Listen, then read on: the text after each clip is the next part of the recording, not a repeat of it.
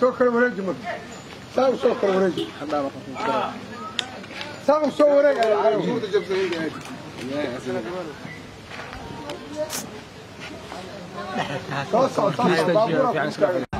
waxay wadaan neef geela iyo wixii lagu cuni lahaa waana 3 xildhibaan oo ka tirsan baarlamaanka Hirshabeelle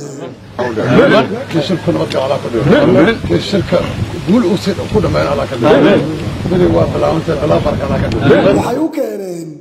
guddiga dib u heshiisiinta beelaha Cali Cumar iyo Cabdallah oo wada hadal uga soconayo Jawhar xildhibaan Xasan xildhibaan Saadad iyo xildhibaan Yuusuf oo ka mid ah baarlamaanka Hirshabeelle ayaa guddiga ku wareejinaya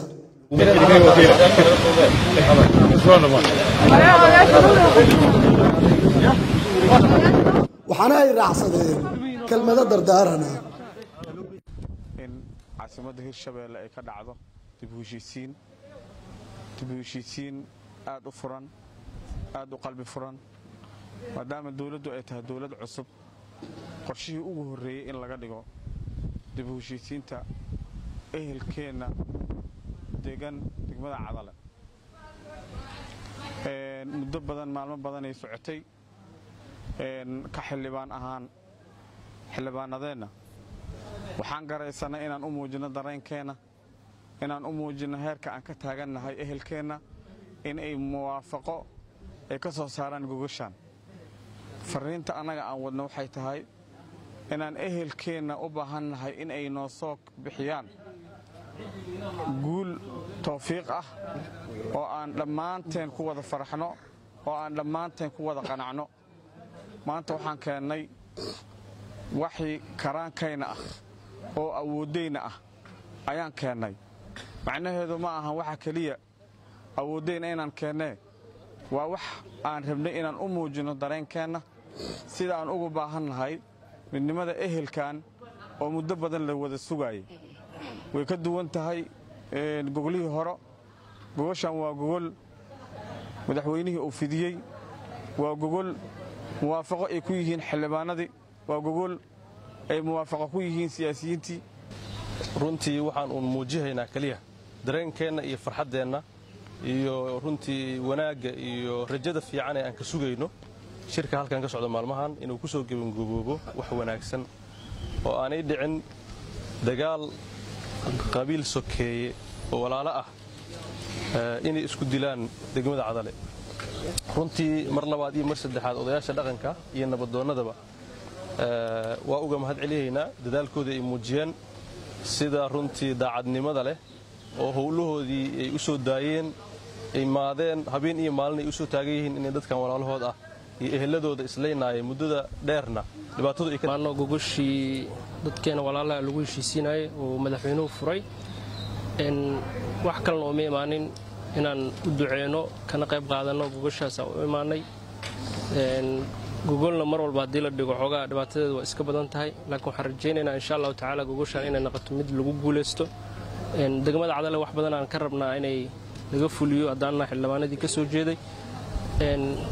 magaalada waa qurux badan waxaan rabnaa inaan mashaariic badan laga fuliyo laakiin haddiisan labada qabiilood degnaa meesha ay dagaal uu ka jiro wax laga qaban kara ma laha Cadale insha allahu tacaala maanta kadib inaan dagaal iyo colaad ka soo yarin waa rajaynaa waan ugu mahad celinaa madaxweynaha isteedka mudan Cali Guudlaaw Xuseen inuu gogoshaan dhigay insha Allah waan rajaynaa in la isugu tagi doono degmada Cadale lagu xoolo qalan doono meeshaas waxa waaye noqon doonto meesha ugu dambayso oo heshiiska lagu soo gabagabeeyo xubno matalaya guddiga dib u heshiisiinta beelaha Cali Cumar iyo Cabdallah oo ka gadoomay xildhibaanadan neefka geela iyo waxa lagu cunayo ayaa mahad celin jeediyay waxaan aad ugu mahad celinaa xildhibaanada dhalinyarada ah gartay inay u soo deeqaan shirka ka socda Hirshabeelle ee lagu heshiisiinayo beelaha walaalaha Cabdallah Cali Cumar waa degmada Cadale aad ugu mahad celinaa waxay noo keenay hal geela iyo wax lagu cun lahay way mahadsan yihiin aad baan ugu mahad celinaa waxaynu ku soo aadeen meel wanaagsan ku soo aadeen shirka boqolkiiba 70 waa guuleystay boqolkiiba 70 shirka waa guuleystay waxa dhiman farsamo dhiman